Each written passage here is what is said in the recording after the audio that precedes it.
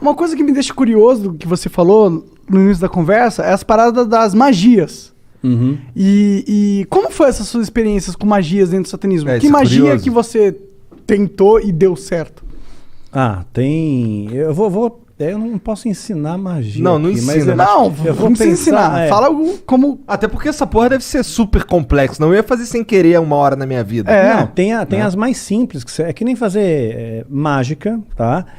Mágica e magia, né? No começo você aprende a fazer um truque simples, de repente você está fazendo a pessoa levitar. Matar né? mesmo, os outros levita. Eu duvido. Não levita. Tá. No truque, no ilusionismo. truque, tá. No ilusionismo, entendi. fazendo uma analogia Tá bom, aqui. tá bom. Então, no começo você aprende um troço truque besta. de carta, uma Aham. coisa de carta. Aí de repente você está fazendo alguém levitar. Entendi. Né? Então você Tipo, cresceu. não dá ali, pra tu você ficar invisível. Não dá pra ficar invisível. Mas tem alguma isso coisa sobrenatural realmente que você chegou a testemunhar? Ou algum ritual ou magia que promete algo que dizem que funciona, algo assim? Sim.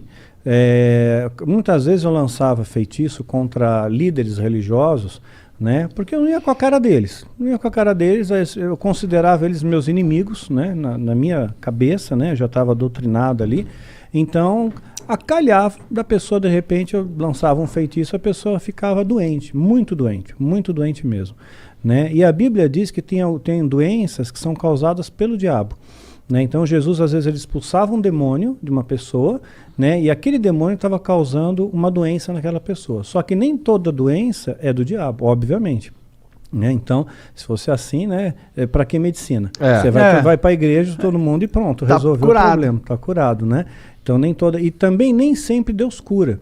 Né? Então, às vezes a pessoa tem uma doença, ela acha que é do diabo, pôs na cabeça dela que é do diabo e que ela tem que fazer, sei lá, uma libertação, uma quebra de vinho, quebra de maldição hereditária, aquela coisa toda. E não é uma doença natural e Deus não vai curar ela. Não vai, por mais fé que ela tenha, Deus não vai curar. Tem alguns caras na Bíblia mesmo que morreram de doença, né? Eliseu. Aquele cara... Eliseu, quem mais? Morreu da doença que ele tinha. Eliseu, ele recebeu a porção dobrada de Elias, que era o profeta, que era o cara, que era o top das galáxias, né? Que fez o sol parar. Né, pois é. Então, Caralho, tá manjando, hein? Sua mãe contou muitas coisas. pois é. Então, você vê quanta coisa que tem. Eu espero que tenha sido Elias mesmo, não tenha falado merda. Então, Eliseu morreu da doença que ele tinha. O próprio Timóteo, Paulo escreve para Timóteo, olha, mistura um pouco de vinho na água aí, porque a água era muito alcalina, né? Por causa do teu estômago e das tuas múltiplas enfermidades. Então ele era um menino podre, ele tinha um monte de doença, né? E não foi curado. Um lenço de Paulo curava o enfermo, mas Paulo não pôde curar Timóteo, que ele considerava um filho, né? A Bíblia também fala de Trófimo, né? Paulo também fala, olha, deixei Trófimo doente lá em Mileto. Quer dizer, não curou Trófimo. Quer dizer, o cara já tem o nome de Trófimo. Imagina o bullying na escola. Né? E ainda continuou doente. Não adiantou Se fosse nada. atrófimo, o cara ia ser o magrinho da galera. De atrofia, desculpa. Tentei. Só vamos lá, Daniel. Só continua aí falando. Desculpa aí, Mas é. foi mal, cancela o Monark. Baixo assinado, tira o assim, Monark. doenças causava doença, às vezes causava um acidente, poderia ser uma coincidência. Mas não tem tá? nenhuma, claro, é exatamente esse o ponto. Não Poderia tem nada ser aqui assim que, tipo, mas é que acontece realiza que magia e acontecia- você vê sobrenaturalidade instantânea na sua frente, olhos nus. Bom, olhos nus, eu vi a presença de um demônio se materializando na minha frente, e eu estava sóbrio. Né? Duvido. Como é que é um demônio? Pois é, a ideia que nós temos de demônio, né, é chifre, escamas, né, Rabinho. rabo, Fogo né, saindo pelos exato, orifícios. né, o diabo todo vermelhão, né, saindo da sauna, assim. Que erótico. Pois é, né? Yeah. Então, mas não, né, é um ser que parece, que aparecia para mim, o Abraxas, que apareceu para mim algumas vezes, ele tinha um formato semelhante, tá? Semelhante. Não consigo descrever isso aí em poucas palavras. Você tem filho, você deve ter assistido Como Treinar o Seu Dragão. Sabe o Banguela? Aham. Então, mais ou menos parecido com o dragãozão. Banguela. Parecido com o Banguela. Mas tinha um olhar assim, né? O olhar que pegava era um olhar muito profundo, era como se não tivesse olhos, era como se fosse um buraco. Né? Fosse um buraco que te hipnotizava aquilo ali, né? Porra, e você tu não sentia ficou com uma... cagaço quando tu viu pela primeira vez, não? Não, eu fiquei orgulhoso porque ele atendeu meu pedido, né? Porque eu invoquei, eu Cara, fiz a tu invocação. chamou o cara, meu? Eu fiz a invocação, né? E ele veio.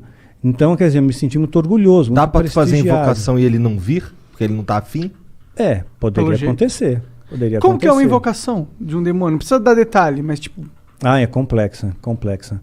Tem bastante detalhe. Bastante detalhe. E Quer dizer, muitos ritualzinho materiais, vai? Muitos materiais. Materiais raros? Alguns raros. Entendi. Alguns raros. Então é um ritualzinho de pelo menos aí umas 3 horas, 4 horas. De ritual rolando, não é de preparação. Não, de ritual rolando pra ter invocação em si. Entendi, caralho. E aí ele se materializa, tipo, ele só aparece? Ele falou alguma coisa com você? Tipo, dá pra encostar nele? Dá pra encostar, são criaturas frias, geladas. Frio, completamente frio. E o que ele Mas falava? você vê, anjo se materializou na Bíblia. Anjo se materializou. Comeu. Né? Anjos comeram na Bíblia, então estavam bem materializados. Né? Então, se demônios são anjos caídos, eles também podem se materializar, só que em circunstâncias ritualísticas. Por exemplo, um demônio não pode se materializar aqui. Né? Um anjo poderia, Deus poderia permitir que um anjo viesse aqui, mas um demônio não. Só dentro de um sistema ritual, tem que ter um ritual para ele vir. Tem que ser tudo bem preparado. Porque eles estão aprisionados, de certa forma? São aprisionados, sim, eles são limitados. Né? Eles não podem fazer o que eles querem também da Veneta. Né? Eles têm as suas fronteiras de ação. Por exemplo, eles não podem tocar num cristão verdadeiro. Né? Verdadeiro não pode, a não ser que Deus permita, no caso de Jó. Né? Então Satanás pediu para tocar, tocou e Jó não blasfemou contra Deus. Jó foi um cara que se fudeu pra cacete, né? Muito, se lascou pra caramba. Ficou doente, tudo, né? Ficou doente, perdeu dinheiro, família, tudo. Morreu todo mundo, ele ficou sozinho. E mesmo raspava assim, as pereba com telha, exato, né? com telha, exatamente. E no final Deus recompensa ele, né? E ele no final, Jó chega a dizer, antes eu conhecia a Deus de ouvir falar, agora eu vejo com os meus olhos, né? Então... Amaldiçoa teu Deus e morre. Exato, é isso mesmo. Os amigos de Jó, né, que vinham lá, largavam o pau que tá em cima dele. Então, às vezes Deus permite que essas coisas aconteçam.